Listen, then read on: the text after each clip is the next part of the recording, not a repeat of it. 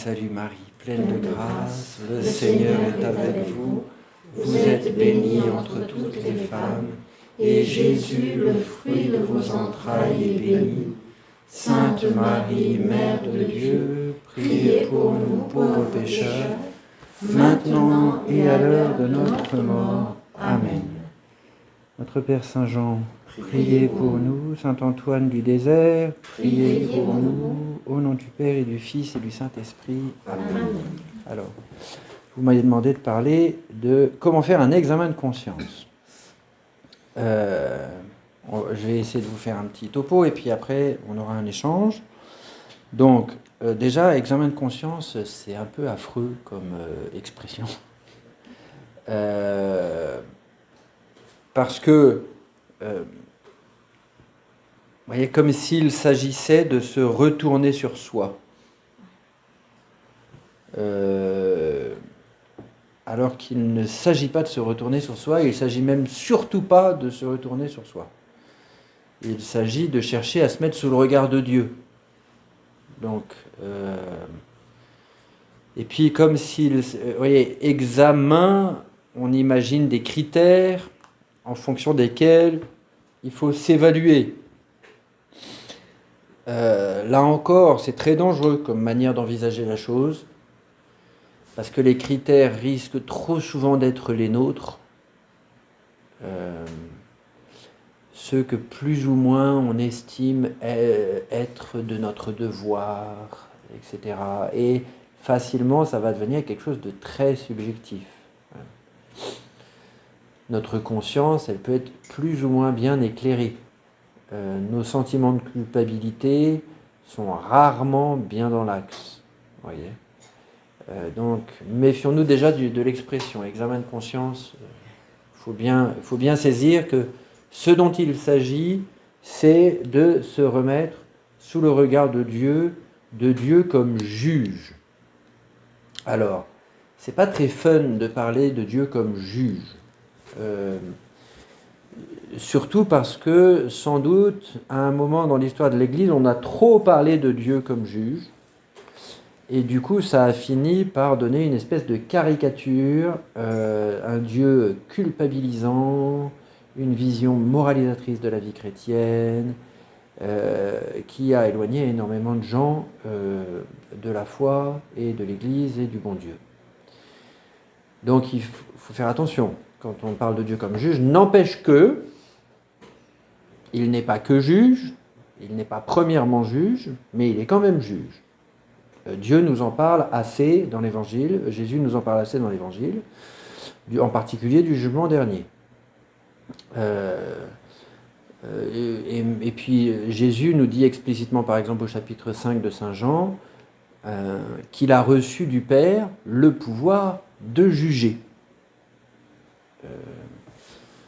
Donc Dieu, il est juge. Un juge miséricordieux, certes,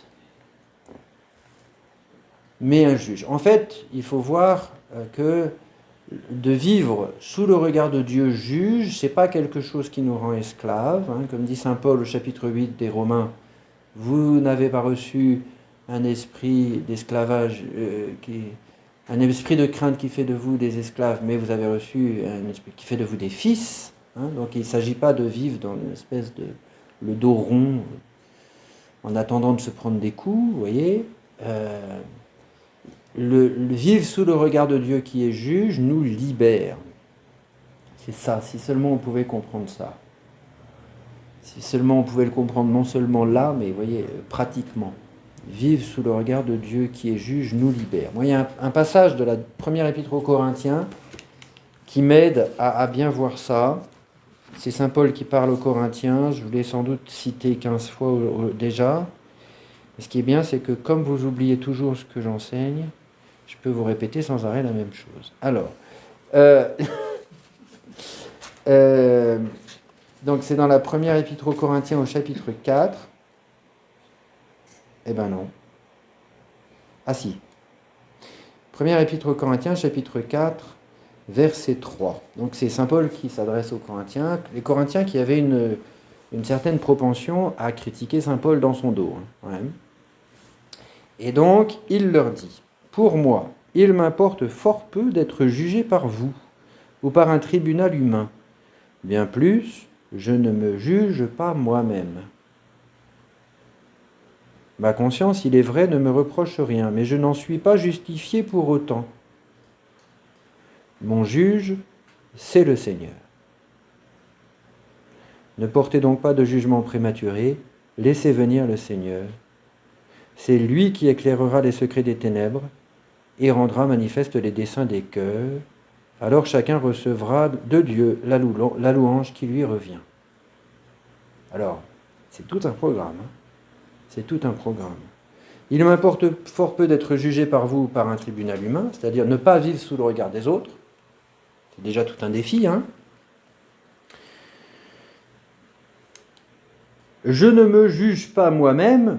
Alors là, c'est une autre paire de manches, un autre défi, encore plus difficile à relever, parce qu'on a tous tendance à se juger soi-même, selon les tempéraments ou selon les moments de notre vie ou selon l'humeur du moment. Des fois, on se juge nous-mêmes en nous dépréciant nous-mêmes. Qu'est-ce que je suis nul, en désespérant de nous-mêmes. On dit, qu'est-ce que je suis un pauvre type,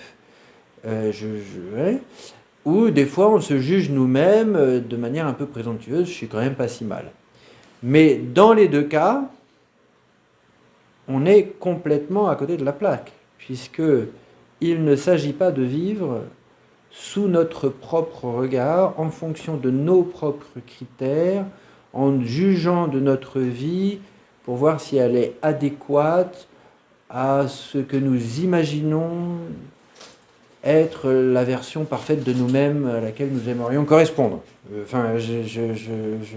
Notre projet de sainteté, la version idéale de nous-mêmes, enfin bon, tout ça qui pollue très souvent notre vie intérieure et qui en fait nous empêche de vivre sous le regard de Dieu.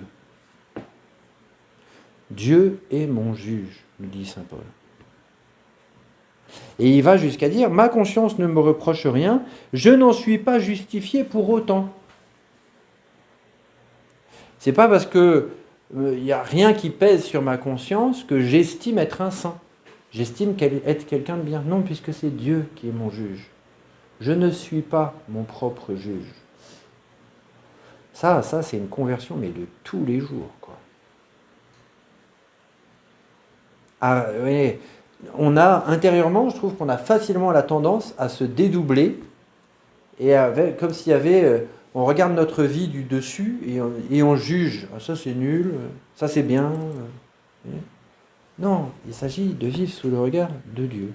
Dieu, il est mon Père, il est mon Créateur, il est mon Sauveur, il m'aime, il me regarde avec bienveillance.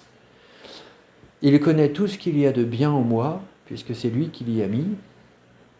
Et il connaît aussi tous mes péchés. Et donc j'ai pas de honte ou de fausse pudeur à avoir sous son regard. Mes péchés, il est au courant, vous voyez. Il n'est pas surpris. Donc, et à travers tout ça, il m'aime. Il est mon sauveur et il n'y a que sous son regard que je peux être vrai. On va voir, hein.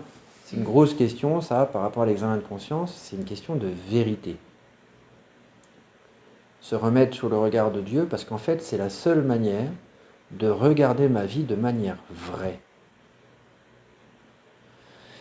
Et c'est un défi, parce que ça se passe dans la foi. Vous voyez, Jésus ne m'apparaît pas charismatiquement à chaque fois que je fais un examen de conscience en me disant, là,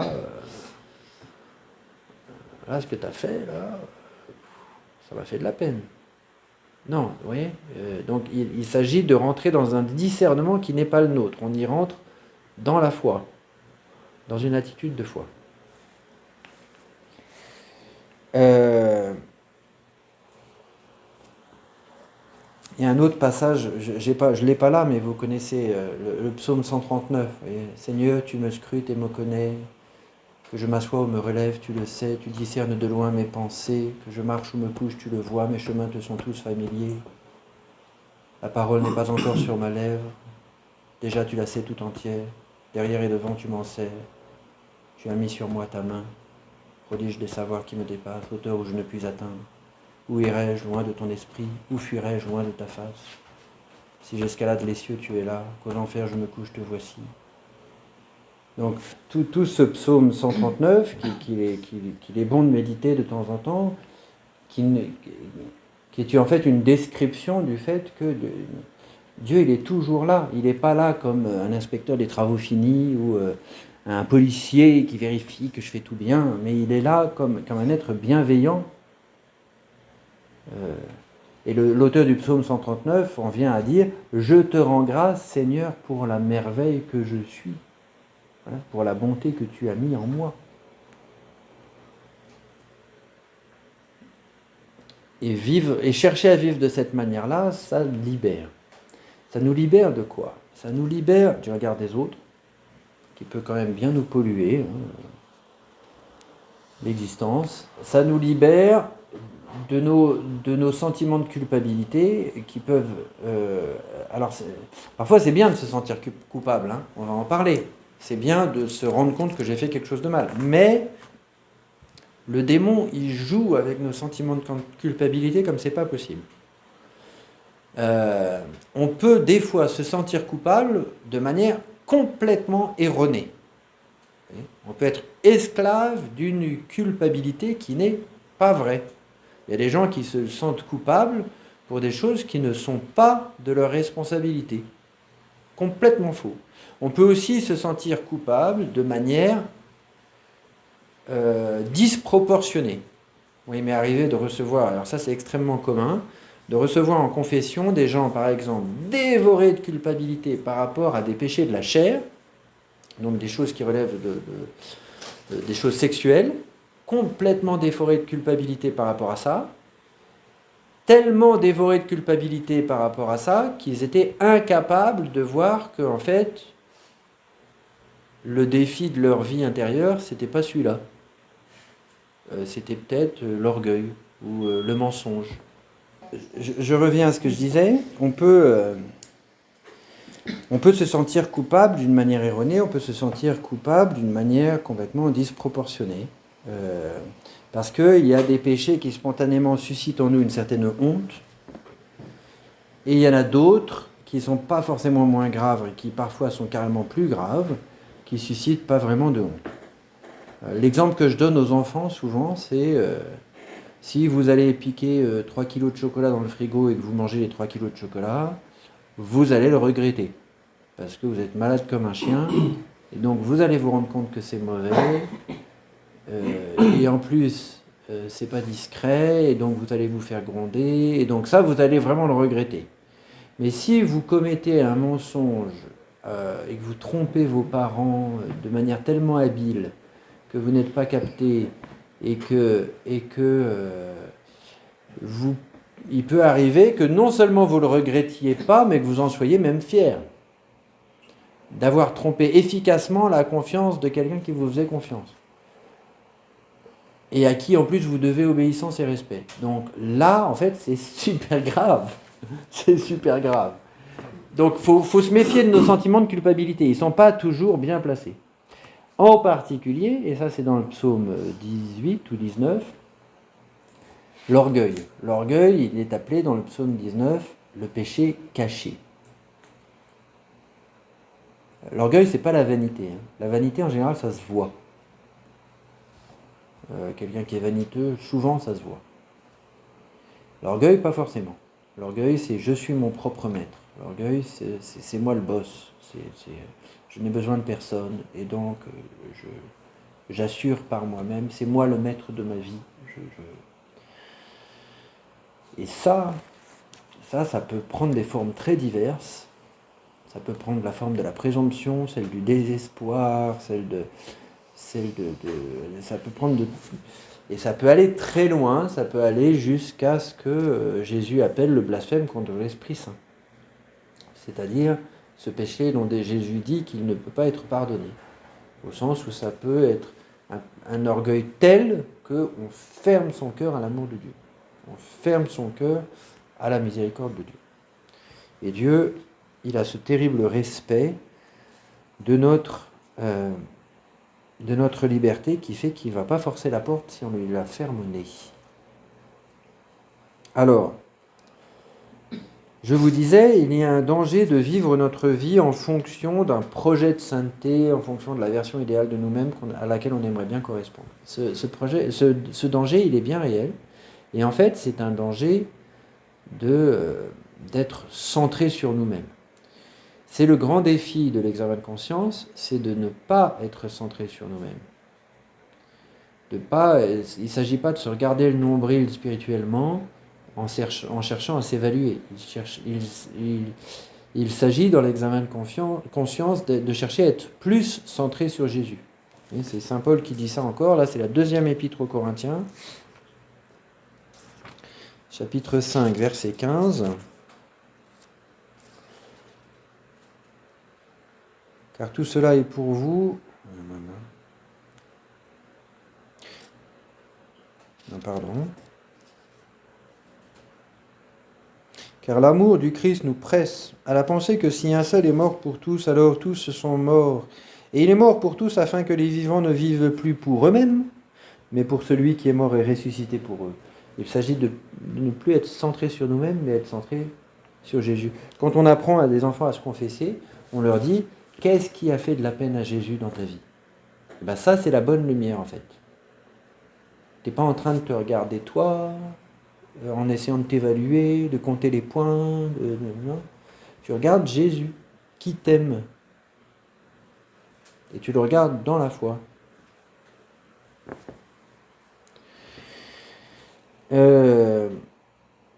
Il y a un autre danger, là je fais un peu la liste des pièges à éviter, vous voyez. Il y a un autre danger, c'est le danger que j'appelle le légalisme à bon marché. Le légalisme à bon marché, c'est ah mais ça c'est pas un péché donc c'est ok. Ah je peux faire ça, c'est pas un péché. Si c'est pas un péché, c'est ok. C'est pas dans la liste, vous voyez. Je regarde les 10 commandements, tu ne tueras point, tu ne voleras point, bah, c'est pas dans la liste, je peux, ça pas de souci. Alors, si on vit notre vie spirituelle comme ça vole pas haut. Hein.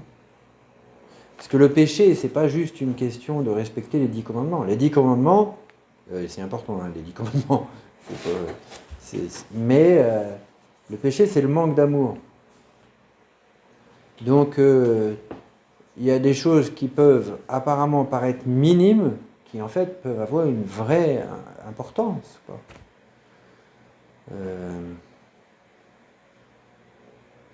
Je sais pas moi, je sais que quelqu'un qui m'est proche est vraiment triste. Je sais que si seulement je faisais un sourire ou j'avais une attitude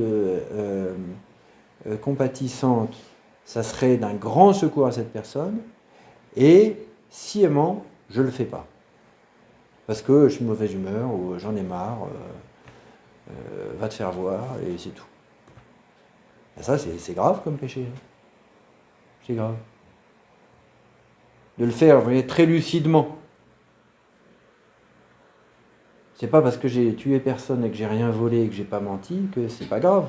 Non, c'est grave. Parce que lucidement, je refuse de faire un acte d'amour. Qui en plus me coûtait pas grand-chose. Donc le légalisme à bon marché, c'est un peu un piège. C'est pour ça qu'il ne faut pas faire un mauvais usage de la distinction péché mortel et péché véniel, péché grave, péché léger. Je ne sais pas si vous êtes bien au clair qu'est-ce que c'est qu'un péché mortel. Un péché mortel, selon le catéchisme de l'Église catholique, ça implique 3 choses. Une matière grave,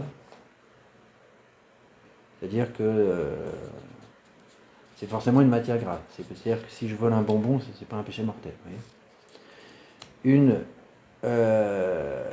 La pleine conscience, le caractère pleinement délibéré, c'est-à-dire j'ai pas été forcé, et la pleine conscience de la gravité du péché et de ses conséquences. C'est parfaitement lucide. Que ce que je fais, c'est mal, ça me coupe de Dieu. Donc, il y a des péchés graves qui peuvent ne pas être des péchés mortels. Il y a par exemple, même on pourrait dire, pour prendre un exemple extrême, quelqu'un peut commettre un avortement sans que ce soit un péché mortel. C'est toujours un péché grave. Vous voyez ? Mais la conscience de la personne peut être tellement obscurcie et sa liberté peut être tellement entravée par les circonstances que du côté de la responsabilité du péché, c'est pas un péché mortel, au sens ça ne la coupe pas immédiatement de la grâce. C'est toujours un péché grave. Objectivement, c'est toujours un péché grave. Il ne faut pas abuser de cette distinction péché mortel et péché véniel. L'Église nous dit, par rapport à la confession, que la confession, elle est nécessaire, au moins une fois par an, et elle est nécessaire en cas de péché mortel. Concrètement, dans la pratique, l'Église nous encourage aussi à confesser tous nos péchés. Vous voyez, quand on fait un examen de conscience, on n'est pas avec un tableau avec deux colonnes, alors péché mortel, péché véniel, péché mortel, péché véniel. Non. On se met face au Christ et on lui demande, voilà, montre-moi les lieux où j'ai manqué d'amour dans ma vie, les lieux où j'ai manqué d'amour pour toi, manqué d'amour pour mon prochain, manqué d'amour pour moi-même, et on n'est pas en train de trier péché mortel et péché véniel.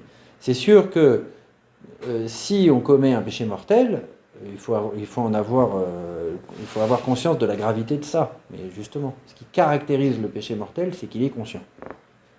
L'une des choses qui caractérise le péché mortel, c'est qu'il est conscient. Donc, pour revenir à des choses plus positives, parce que ça, c'était un peu les pièges à éviter. Comment on fait concrètement pour faire un examen de conscience ? Donc, je pense que la disposition fondamentale nécessaire pour faire un examen de conscience qui soit pertinent et qui nous aide à vraiment nous remettre entre les mains de Dieu, qui serve notre croissance spirituelle, c'est le don de crainte et l'adoration. Le don de crainte et l'adoration, c'est-à-dire une attitude de reconnaître ma dépendance à l'égard de Dieu, me remettre entre ses mains, me remettre sous son regard. Seigneur, tu es mon Créateur, tu es mon Sauveur, sans toi je ne suis rien. Je t'aime, je t'adore. Et donc le don de crainte implique aussi la crainte d'offenser Dieu. Puisque je me remets, j'ai cette crainte révérentielle, ce respect aimant à l'égard de Dieu, je ne veux pas l'offenser. Et donc montre-moi tout ce qui dans ma vie t'a offensé, Seigneur. Ça, c'est la disposition fondamentale. Un outil indispensable, c'est l'Évangile. Je ne fais pas un examen de conscience en fonction de mes propres critères. Je peux le faire en fonction des 10 commandements, mais c'est quand même un peu limité. C'est quand même à gros traits, quoi, les 10 commandements. Je vous ai déjà raconté l'histoire de la dame qui se confesse et qui... Ça m'est pas arrivé à moi, c'est arrivé à un autre frère. Et elle dit, mais mon père, je viens me confesser parce qu'il faut que je me confesse, mais en fait, j'ai pas de péché. J'ai pas tué, j'ai pas volé, j'ai pas porté de faux témoignages, j'ai pas commis l'adultère, je sais pas quoi dire. Et le frère qui lui répond, confessez-vous d'orgueil. Pourquoi ? Parce que l'orgueil, c'est notre premier péché à tous. En fait, c'est la racine du péché. Donc ça teinte de manière très variée, en degrés et en manière, ça teinte notre vie de toute façon. La tendance à non, j'ai pas besoin des autres, j'ai pas besoin de Dieu, je vais me débrouiller tout seul. Donc, utiliser l'Évangile comme lumière pour me mettre sous le regard de Dieu. Utiliser les béatitudes, le commandement, aimez-vous les uns les autres comme je vous ai aimé, tout ce que dit Jésus au début de l'Évangile selon saint Matthieu. Vous avez entendu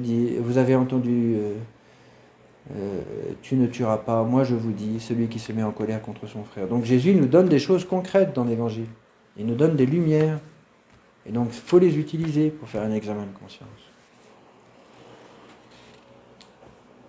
Et encore une fois, l'Évangile nous permet de regarder notre vie dans la vérité. La vérité amène la liberté. Vous connaissez bien ce texte de l'Évangile selon saint Jean, au chapitre 8, à partir du verset 35.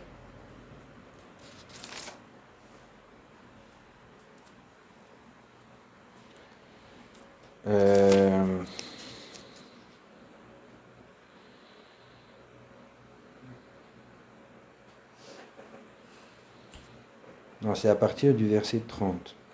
Comme il disait cela, beaucoup crurent en lui. Jésus dit alors aux Juifs qu'il avait cru, « Si vous demeurez dans ma parole, vous serez vraiment mes disciples et vous connaîtrez la vérité et la vérité vous rendra libre. » Si on garde la parole de Jésus. C'est par l'évangile, en nous faisant disciples de Jésus, qu'on connaît la vérité et que la vérité nous rend libres. Et vous savez comment ils réagissent après. Ils lui répondirent, « Nous sommes la postérité d'Abraham, et jamais nous n'avons été esclaves de personne. Comment peux-tu dire, vous deviendrez libres ?» Orgueil, voyez, il ferme la porte. Cette liberté, cette vérité que tu veux nous donner, on n'en a pas besoin, on l'a déjà. Jésus leur réplique, en vérité, je vous le dis, quiconque commet le péché est esclave du péché. Voilà, c'est ça, on est exactement dans le nœud du problème, voyez. Me reconnaître pécheur sous le regard de Dieu, non pas pour être esclave d'une culpabilité morbide, mais pour ouvrir mon cœur à la grâce qu'il veut me donner. Il veut me donner la liberté du péché, il veut me donner la vérité. Mais si j'ouvre pas mon cœur, ben, il ne peut pas.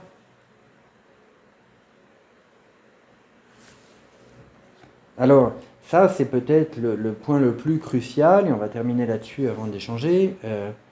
Le point le plus crucial de tout ça, c'est que, pourquoi c'est important un examen de conscience? C'est parce que mon péché, mes faiblesses, mes limites, mes imperfections sont en fait le lieu où Dieu me rejoint. C'est pas juste des accidents de parcours. Il ne faut pas vivre notre vie chrétienne comme si c'était... Le but, c'est de faire un sans faute, voyez. Le but, c'est de faire un sans faute, puis bon, de temps en temps, il y a un écart. Et donc là, bon, faut recoller les morceaux, et puis on repart pour faire un sans faute. Mais non, rien à voir, complètement faux comme perspective. Non, on est des pauvres pécheurs. Dieu vient nous rencontrer justement parce qu'on est des pauvres pécheurs. Je suis venu sauver non pas les justes, mais les pécheurs. Et donc, mon péché, mes limites, pensons au bon larron, pensons à la femme pécheresse de l'évangile, du chapitre 7 de l'évangile selon saint Luc, qui vient oindre les pieds de Jésus. Pensons à la femme samaritaine. Mes péchés, mes blessures, mes limites sont le lieu où il vient me rejoindre, le lieu du salut pour moi. Et donc, il ne s'agit pas de se battre la poitrine d'une manière culpabilisante, il s'agit au contraire de recevoir une grâce qui me libère de la culpabilité. Voilà. Amen.